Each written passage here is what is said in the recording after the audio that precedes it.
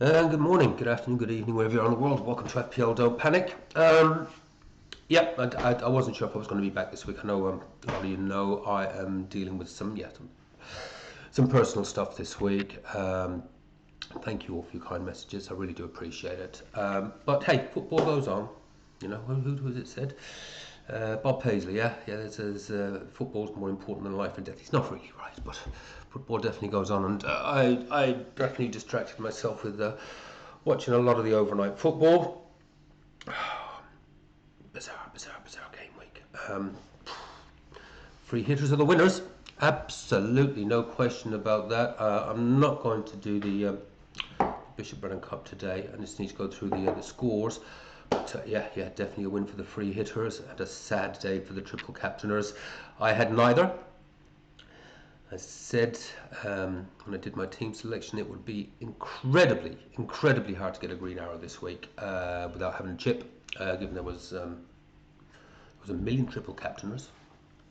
God knows how many free hitters. Having a quick glance through the FPL Don't Panic Challenge League, looks like the majority that had chips went on the free hit. Very well done. There's some fantastic scores in there. I'm looking forward to going through it and seeing some of the rank rises. Lots over 70 points. Now, I'm not actually overly unhappy with my 41, and I'll tell you why. With oh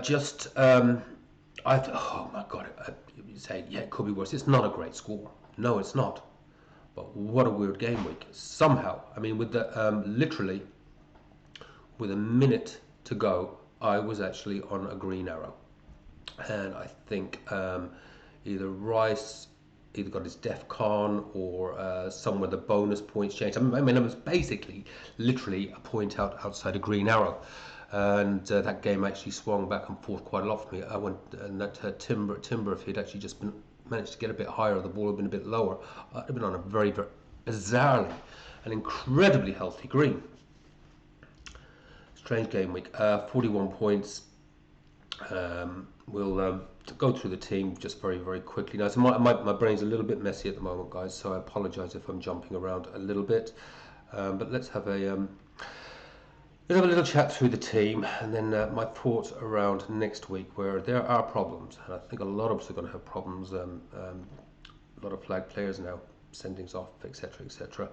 Let's have a little look, as they say. 41 points. Oh, what's going on here? Oh, there we go. 41 points, 637,937. I think it's about does that count as a grey? It's about 1,000 places rank drop. That's a grey arrow, isn't it? So, it would have been nice to have had the 3 greens in a row, even if it had to been just by a couple of hundred. It's always nice to see a little green, isn't it? However, Petrovic, I've got to do something about this Bournemouth defence, but I think it's going to have to.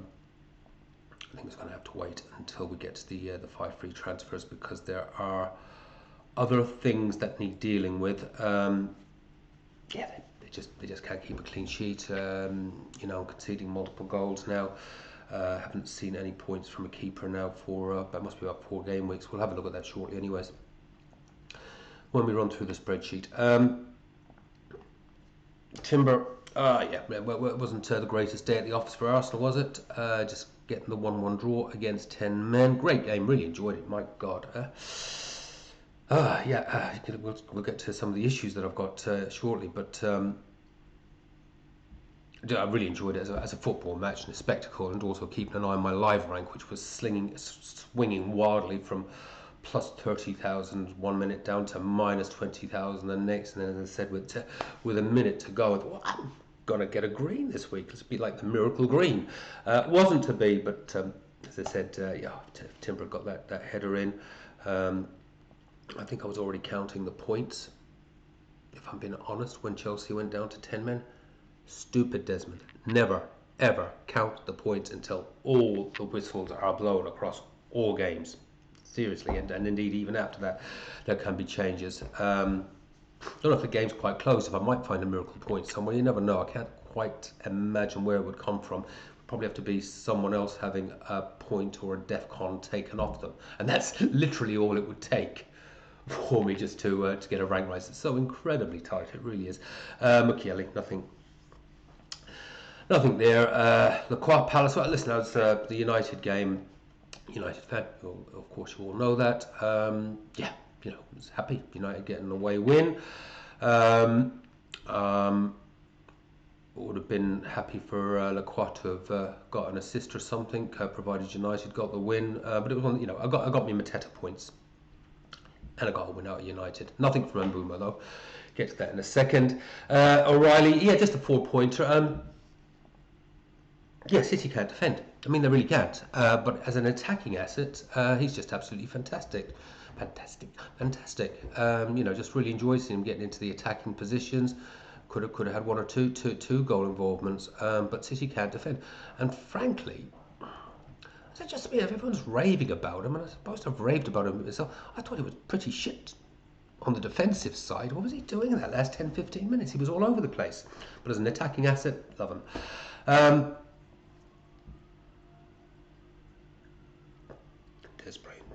Refocusing. Semenyo's absolutely an issue, but he should have had. Oh dear God, yeah, should have had an assist. Should have had a goal, but someone decided to touch the ball. Oh, just in an offside position. Semenyo. There's other issues to deal with. We'll talk about that in a second. But yeah, Semenyo's just not. At least he was getting close to getting attacking returns, but Bournemouth are just not looking great, really, are they? Saka, bless you, Saka. Yeah, 5-pointer. Had a couple of strikes at goal. Could have been the super haul for him, to be honest with you. But yeah, we'll just take the 5 points. Ultimately, it is what got me a grey arrow, very, very, very, very, very light red. And Mbeumo, nothing from him the last couple of weeks.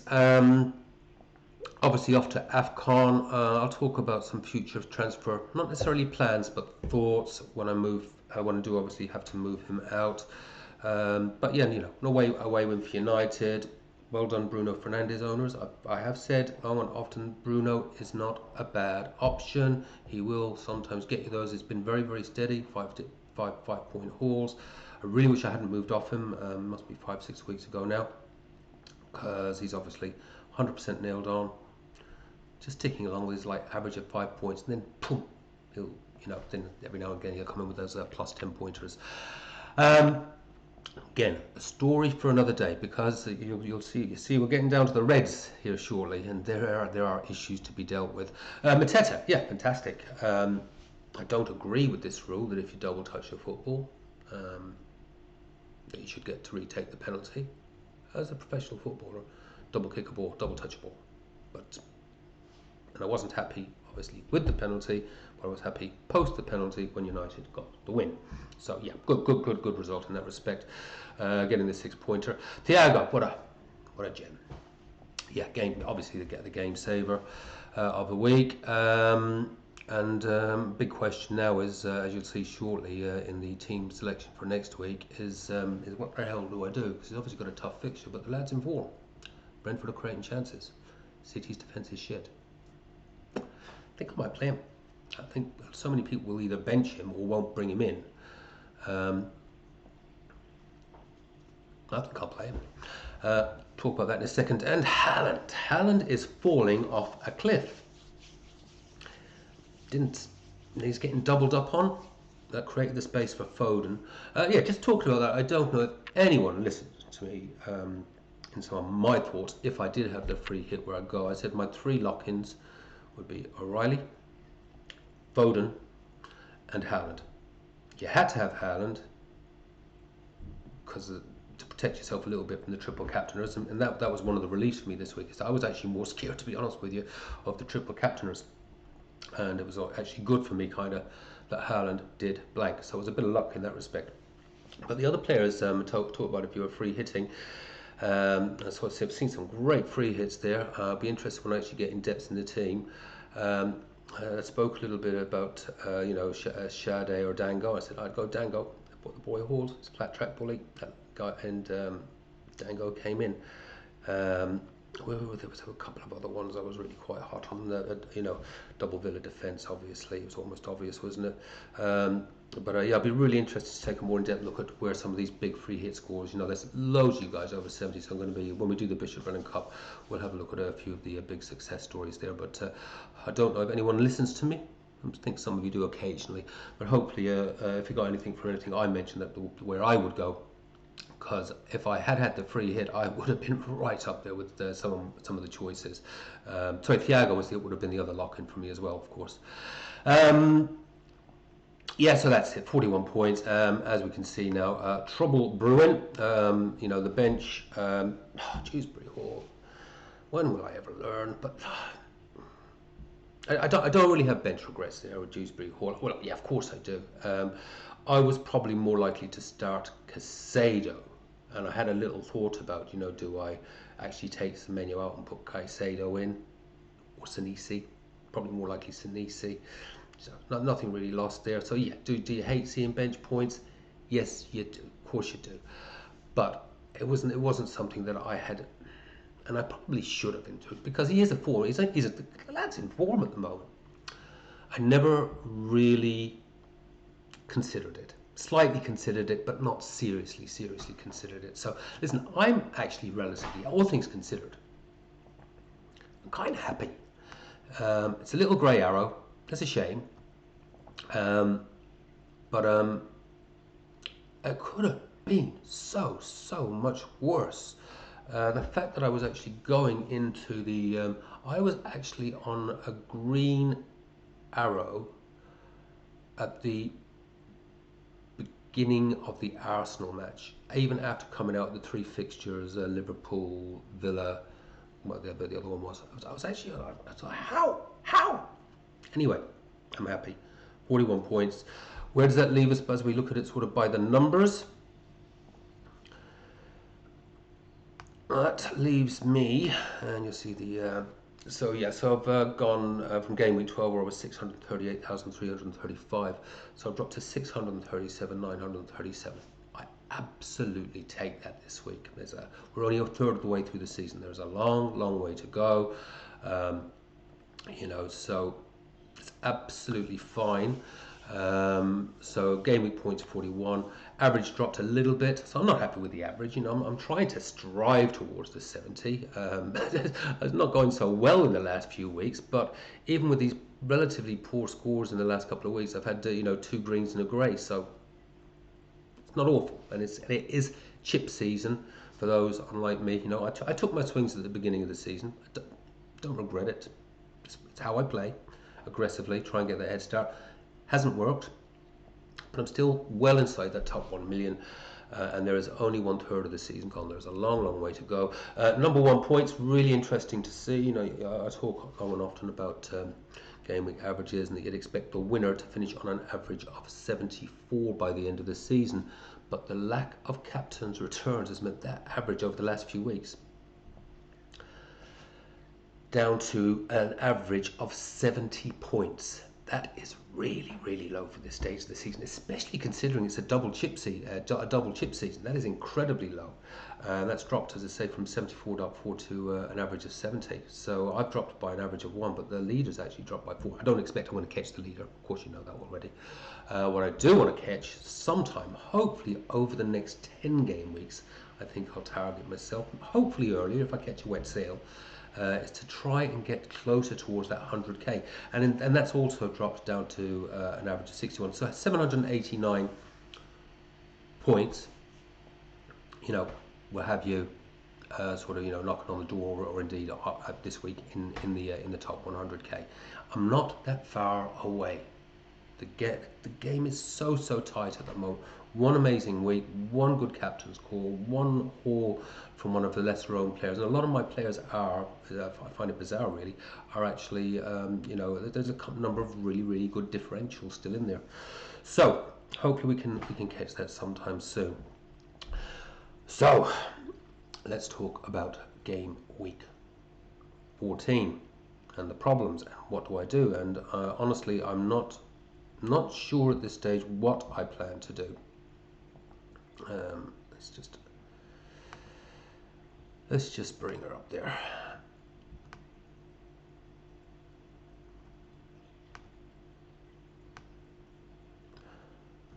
So that's what she looks like at the moment. Sorry, my brain is a little all over the place at the moment, guys. So please, you just have to bear with me. Right, that's what we want. That's what I need, so I can see what you're seeing. Right, that's kind of how it's lining up. We've obviously got the issue. I've now got Caicedo and Senesi both red flagged. As soon as I saw that, I knew Caicedo was off. And you know what? Bizarrely, when his minus came up, it actually gave me quite a decent little rank rise. So bizarrely, keeping him on the bench and the fact that he got sent off actually helped me with my grey arrow. It does, however, represent issues for next game week, because I had intended playing him and rolling. But now I've got Caicedo red flagged, Senesi red flagged. I'm not going to be surprised if another flag appears when the wash up of this game week is done. If I don't have another flag. Now at the moment that looks fairly clear, so hopefully there isn't anything. I suspect that another flag might appear. I'm really tempted to roll with this if another flag doesn't appear, because with this fixture congestion, I just feel there's going to be more injuries and things, and knocks and rotations and all sorts. You know, with the deadline, as it'll be here in New Zealand, Tuesday. It's an early deadline. We've obviously got a very fast turnaround, so there's not too much time to mess around and think about things.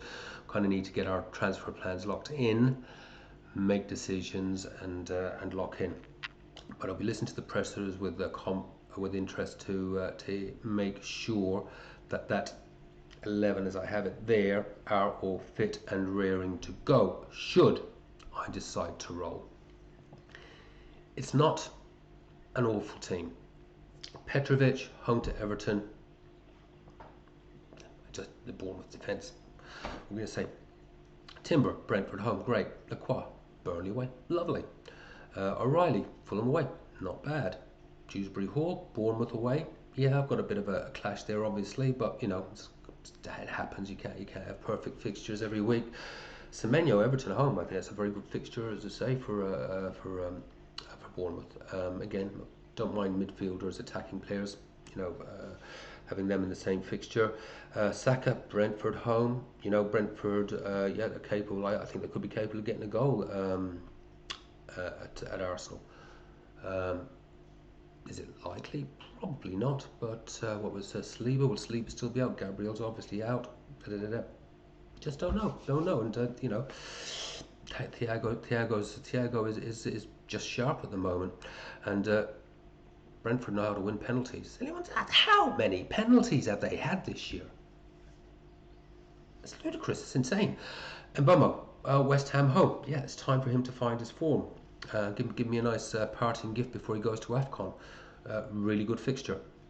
Thiago, just spoken about him. Mateta, as I say, Burnley away. Haaland, Fulham away. Good fixtures. Could easily go with that. And Mukiele on the bench and 2 red flag players. Could easily go with that. Except for one thing. Potential rotations. Salah this week. Now I was going to say something about Salah, that I have a funny feeling that he was going to get rotated sometime soon, and bang, there it was. So if it can happen to Salah, it can happen to anyone. Now, who is at risk in this team? Petrovic's fine. I could have said Timber was a potential risk, but I think if Saliba's injured, Gabriel's obviously out, Timber's playing really well. Don't think he's going to unsettle that defence any more than he needs to. Lacroix, I think he'll be fine. It's a lot of games. It's a very small squad, but I think Lacroix should be fine. O'Reilly, you'd say, is the big risk, wouldn't you? You would say he's the big risk. And then all I've got then to come in would be Mukiele. I would say O'Reilly's the risk, the big risk. If he comes on, does he come on for 30? Could he grab an attacking return in the last 30 against Fulham? Absolutely. but he is the risk. But when I brought him in, I accepted that as a risk, that he could get benched, you know, sort of 1 in 5 or something like that, and that for the upside is attacking returns, and hopefully one day, so a City clean sheet, that I accept that risk. Dewsbury Hall, he's 100% fine. Semenyo, I think he should be okay. It wouldn't surprise me, but I think he should be okay. Saka, I think Saka's fine. Mbemo obviously fine. Thiago, I'm pretty confident of. Mateta, yeah, he played the full game, didn't he? Came up with a couple of minutes to go. And Haaland. No, never say never, but you think Haaland's 100% lock-in. And then Mukiele will clearly play on the bench. And obviously, if I do have a benching, you just hope they don't come on with a couple of minutes to go. So that's kind of the lineup. I am really tempted to just take my chances. You have to play your best players anyways. And if someone's benched, they're benched. There's going to be plenty of others dealing with the same problems. And sod's law is that you bring in a player and they're the one that gets benched. However, where do I think I would go if I was to bring someone in? Right, let's have a little look by the numbers here. Again, bear with me, lads and ladies. Let's dump that. We'll make the spreadsheet a wee bit bigger so we can actually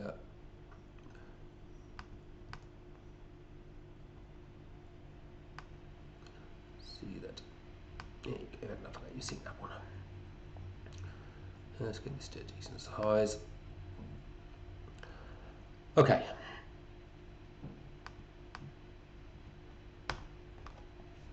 That's the team, as you just saw the lineup, as it is in the spreadsheet. By the way, I've had a couple of people actually ask me if I'd send them the spreadsheet. I will get to it, guys.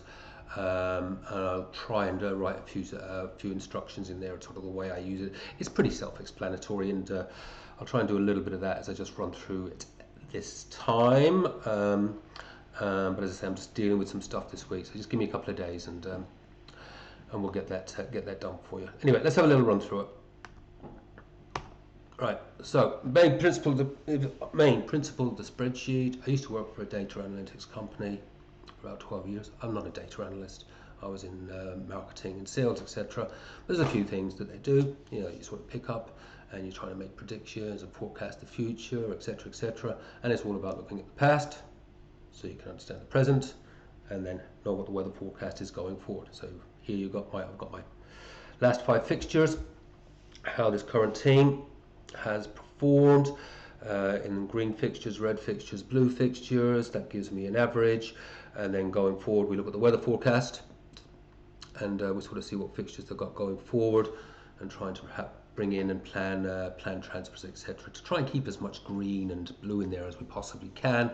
But also, as the team is falling off of its averages, and a few of them are at the moment, falling off a lot, and that's what we'll just talk about now. So we can see Petrovic, as I said, goalkeeper is absolutely shocking at the moment, and Dubravka. I had a really lovely rotation going for a while with Petrovic and Dubravka. We had that average up around the 5 and the 6 between my rotations, but at the moment, yeah, last return was for Petrovic in game week 9, nothing, 10, 11, 12, 13, and Dubravka just similarly right across there. So they're just hitting an average of 2.8 at the top end with Petrovic, 1.6 for Dubravka. That needs to change, but I think we'll wait until after game week 15, when we get to game week 16. We do like a little mini wild card, and we'll try and do a little bit of an overhaul to get these averages back up. So at the moment, yeah, 2.8. You know, I really like to get that 4-point average out of my goalkeeper, and at the moment they're a long way from that. O'Reilly, yeah, I'm really happy with getting a sort of 4-5 point average out of a defender across the last 5.2 for O'Reilly. 100% happy with that. He has returned in 3 of 5, which is my absolute ideal, to try and get 3 returns in 5, because once it gets down to 2 returns in 5, or they're falling off their averages, it's time to have a look. And if they're down to 1, but they're always going to if they're in 0 returns below their averages, I've given them a fair opportunity. Move them out. Brilliant. Look at the watch list. See who's going to improve the team. Got the right fixtures going for it. O'Reilly absolutely safe as houses at the moment. Lovely fixtures going forward there. Fulham away, Sunderland home. Nothing to see there. Timbers similarly, 3 returns in 5. Average is a little bit low.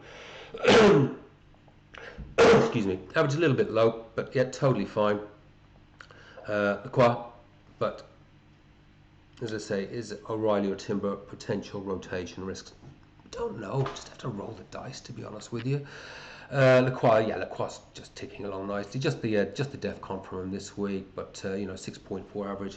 A couple of nice fixtures, lovely. Semenyo 1.6 average. No returns in the last 5. 1.6. In normal circumstances, he would be gone this week. I would move him out. And where would I go if I didn't? Where would I go? You know what? I've got over 2 million in the bank. Could look to a Foden. Could look to a Bruno. No, not enough for Bruno. I'll tell you why I want to roll my transfer though. I'll get to it. Semenyo's staying anyways. But the Dewsbury Hall. 6.6 average. I've only had one of those returns though. I got the 13 pointer, but unfortunately he was benched for the 9 and the 7, and he only came off the bench for the 13 pointer. It was my bench jam last week, which was deliberate. Yeah, that's why I have a reasonably decent solid bench. But 4.9 billion, guys, you could do a lot worse for your bench fodder. And Bournemouth, Forest come. Yeah, he'll be playing this week, and he's also, I'd say, 100% lock-in, and that's kind of what we want for this next game week. Saka, I talk about his average of 7. He's not quite there at the moment. 5.6. Brentford home. Like I say, Saka is just reliable for at the end of the season. You look at it, he'll be about a 6.5, 7-point average. It's absolutely fine if you're getting that regularly. Little Saka haul would be nice, but fine for the moment. I like to have, as I said, 4 to 5 points average out of my defenders, 6 points out of my midfielders, and 6 to 7 points out of my strikers. That sort of starts getting you into the 60s, and you get a little captain's return, hopefully. Then you're sort of hitting that 70. Now, I've not been doing that for a few weeks because we'll get to Haaland in a second.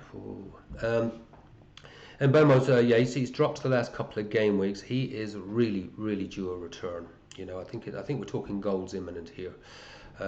West Ham home, Wolves away, and then he's off to AFCON. Come on, and boom up. Give me a couple of hauls. Could really, really do with it at the moment.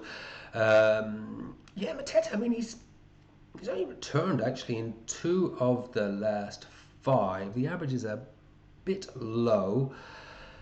Burnley away though, isn't it? We'll look at that again. We'll look at that. After game week 15, I think. Burnley, Fulham, good fixtures. Then we'll have a look at that. Thiago ticking along lovely. Yeah, I think I'll play him against Arsenal. I'll just have to roll the dice on that one. And then Haaland down to a 4.6 average. Last decent points, game week 10. Should I move the captain's armband? I'm not dropping him, clearly you can't, he's too highly owned. Haaland is probably the exception to the rule at the moment as to when you think about getting rid of someone, because one big haul from Haaland, owned by 98% of the game, some people will still be throwing triple captains on him, I would imagine, come Sunderland at home, could absolutely destroy him. You have to at the moment, obviously. Do I move the captain's armband? That would probably be one of the big questions. And the answer to that is probably no. And I'll tell you why. Because a few people will. And they'll be dotting around. They'll go, I'll go on Saka. Oh, I'll go on Mbumo. Oh, I'll go on Bruno. Whoever. It's going to be the week where he goes large. And you're going to get, I'm going to place a guess that I reckon his captaincy will drop from that usual 90, 95. Some people will push the panic button, and they will start to move away. the week is going to punish you, and that's where you can potentially get a bit of a rank rise. My opinion. It's one of those times you have to be patient. We know what he can do. He was doubled up out of that Leeds game. Just one of those. Fulham away. Fulham can be got at. I think I'll keep the captain's armband on him, because the general rules of the spreadsheet are captain, the player with the highest average, or the one with the best fixture. Now, one with the best average is Thiago, Arsenal away. I am not captaining Thiago, however much I like him, for Arsenal away. Stays on Haaland. But as we can see, that the averages are low. So showing an average of 52.8. The last 5 game weeks, if these players had gone out as is, 48, 57, 67, yeah, that'd be good. 45, 47. Those are all without captaincy, of course. But the captain, apart from, as I say, game week, game week 10, hasn't been happening. Has not been happening. However, we live in hope.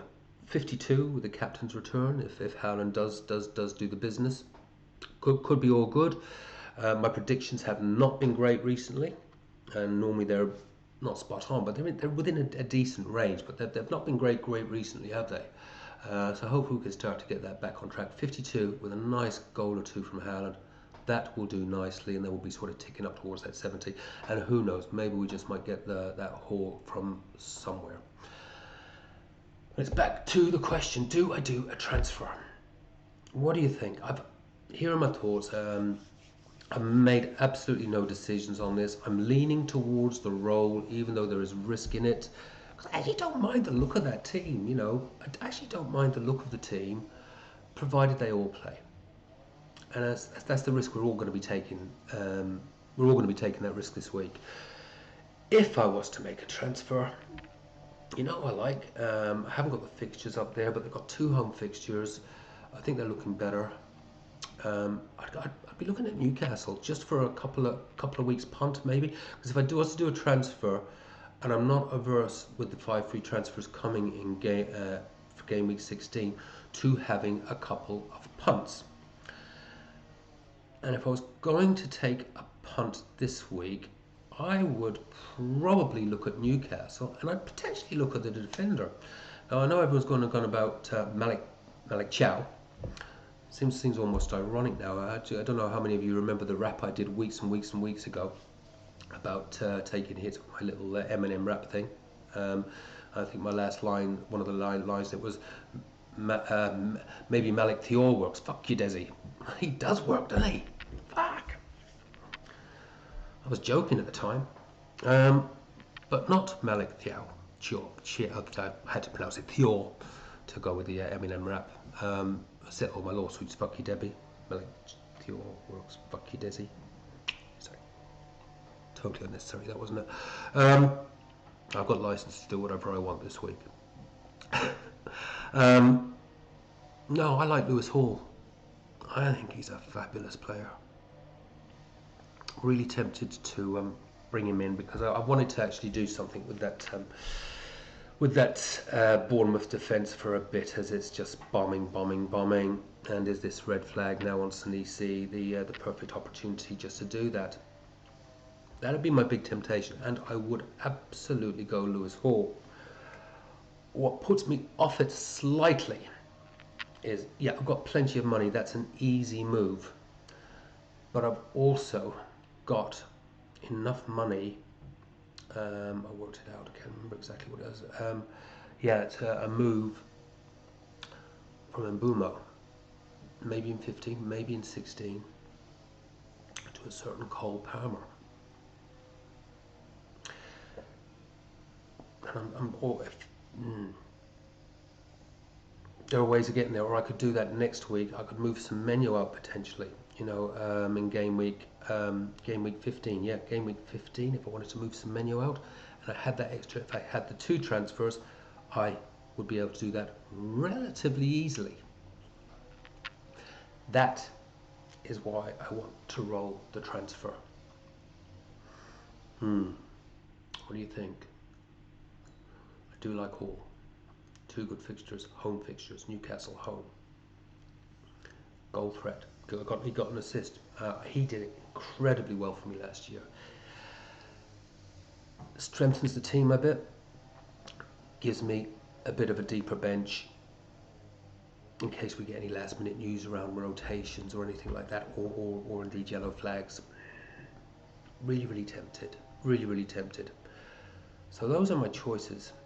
I think there are others. There are other fixtures I quite like, but I like the fact that Hall would be a longer term pick and help me save, not using, because I don't want to use all those 5 free transfers. I want to do a little overhaul, but I want to keep a few going on. What do you think? My brain's not really there this week, guys. You know that. Vote. Senesi to Hall or Roll, and just wait and see how the Parma situation develops, and indeed any other potential injuries or shite that is going to go on this week. So I have 2 transfers when I get to 15. I value all of your opinion because you're all doing, a lot of you are doing a lot better than me. Brilliant scores. Really looking, I know we're going to have at least 40, I'd say, in the top 1 million, and in a 70 team league or so. That's amazing. I'll do a proper analysis on that. I will try and be back sometime in the next couple of days. So you know what I'm dealing with at the moment. But we'll do a Bishop Brennan Cup. But yeah, give me your votes. Do I go to Hall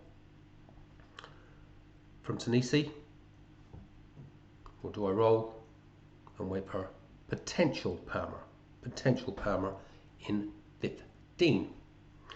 Take care, have fun, play your own game, don't panic. Well done, you lot. I'll talk to you soon. Bye bye.